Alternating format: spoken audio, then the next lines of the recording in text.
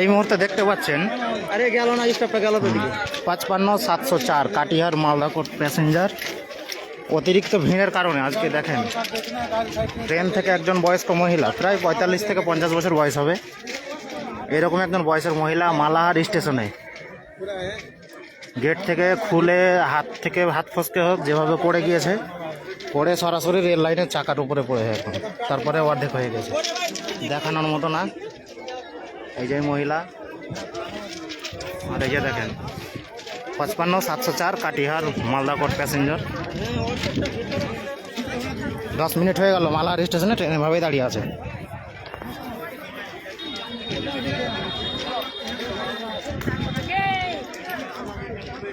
রেলের সব থেকে অব্যবস্থাপনার কারণে কিন্তু এই ঘটনাটা ঘটছে।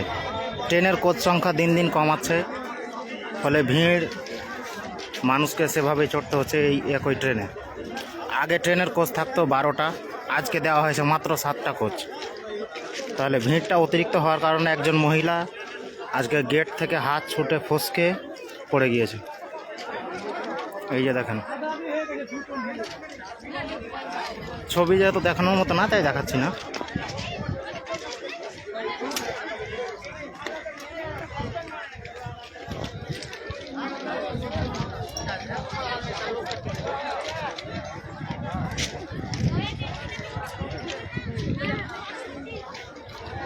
ঘটনাটা হচ্ছে মালাহার স্টেশনে।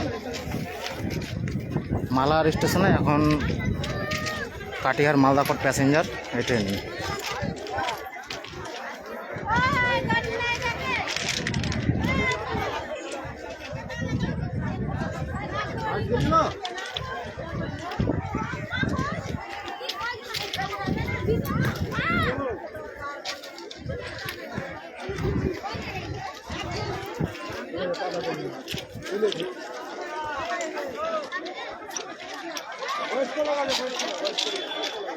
আরে 45 থেকে 50 হবে বয়স। হ্যাঁ 50-এর উপরে হবে। হ্যাঁ ওই রকমই বয়স। আরে অর্ধেক হয়ে গেছে, একবারে গেট থেকে ছুটে চাকাতে পড়েছে।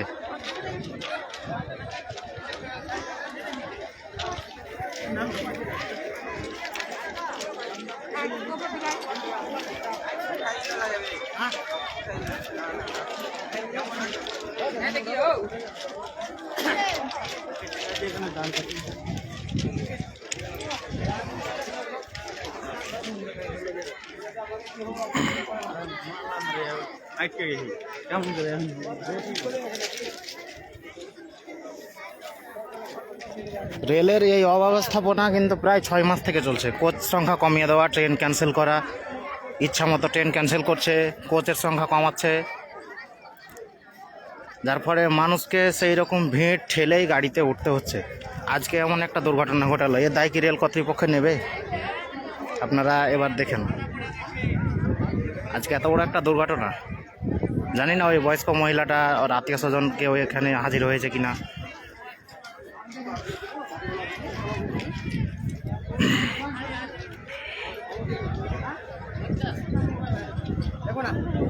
দেখো না।